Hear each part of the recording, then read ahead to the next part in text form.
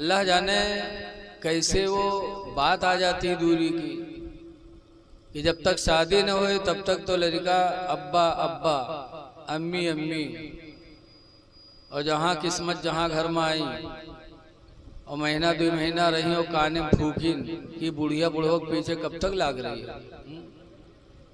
अलग होए के कुछ जमा करी हो कि ना जमा करी हो।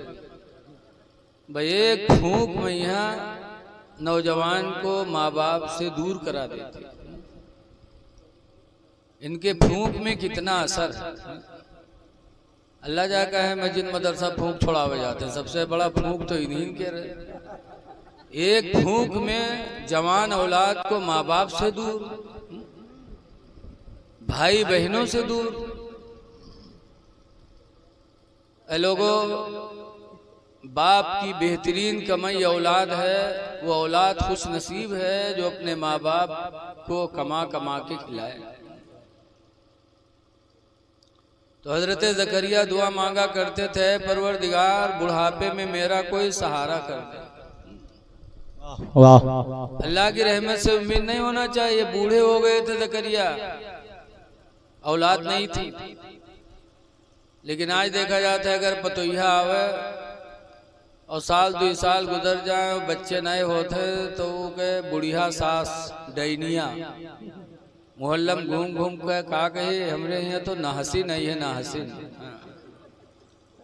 उन नाहसीनिया भी वैसे टहरत है। तो ये बोली इस्लाम ने हराम किया है। ऐसी बोली न बोलो जिससे किसी के दिल को तकलीफ हो। रसूलुल्लाह सल्लल्लाहु अलैहि वसल्लम से सहाबे किराम ने पूछा था, ऐ अल्लाह के रसूल, क़यामत के दिन अल्लाह के नजदीक सबसे अच्छा बंदा कौन होगा? तो सरकार ने फरमाया था, दुनिया में जो किसी के दिल को खुश कर देगा वही अल्लाह के नजदीक ज्यादा बेहतर होगा। सुभान अल्लाह।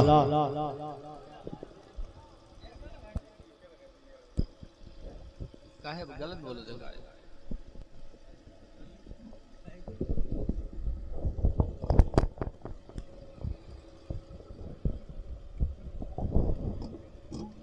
तो इसको बंद कर दो, एक ही चालू रखो ताकि आवाज अच्छी निकले।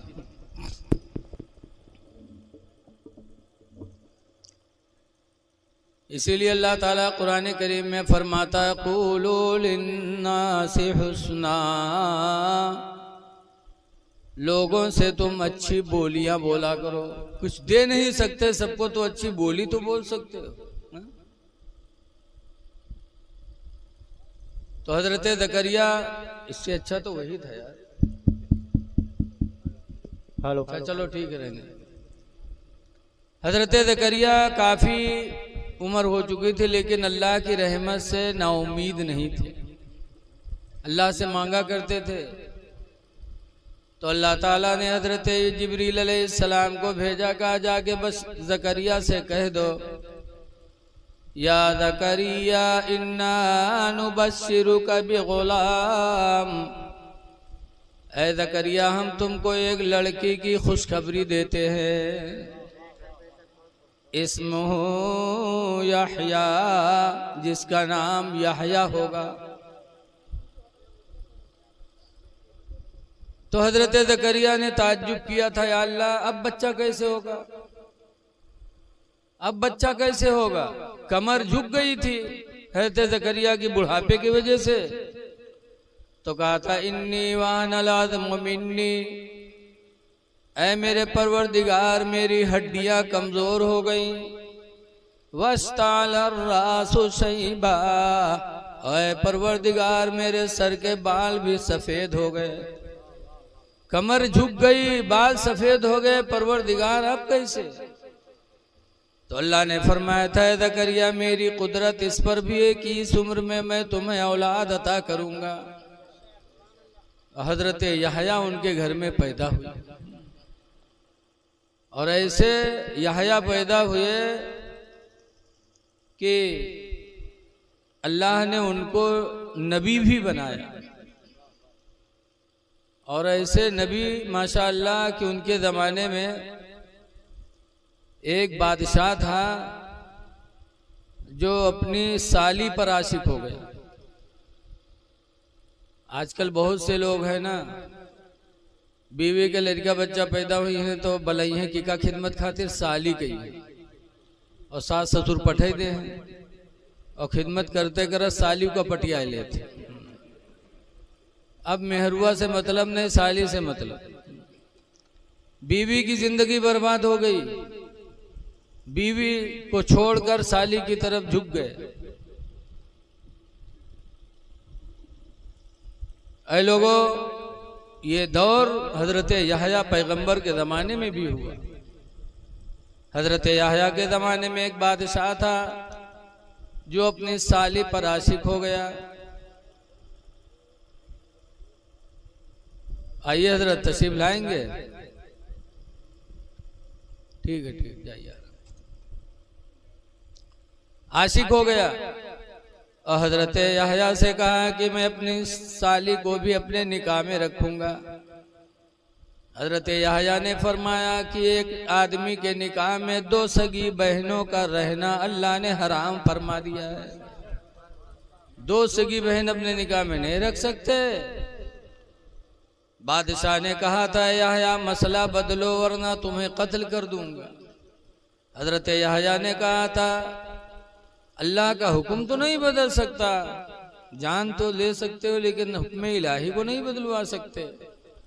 हजरत यहया को बादशाह ने कत्ल करा दिया। हजरत यहया कत्ल हो गए, शहीद हो गए, लेकिन खुदा के फरमान में कोई बदलाव नहीं होने दिया, जान दे दी। बहरकैफ अल्लाह ताला इस पर कादिर है कि जब चाहे जितने बच्चे जिसको चाहे दे दे।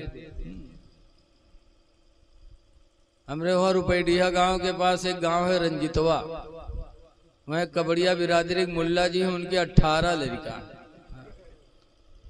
अल्लाह जिसको चाहे दे दे। और 18 लड़का मुल्ला जी के हैं।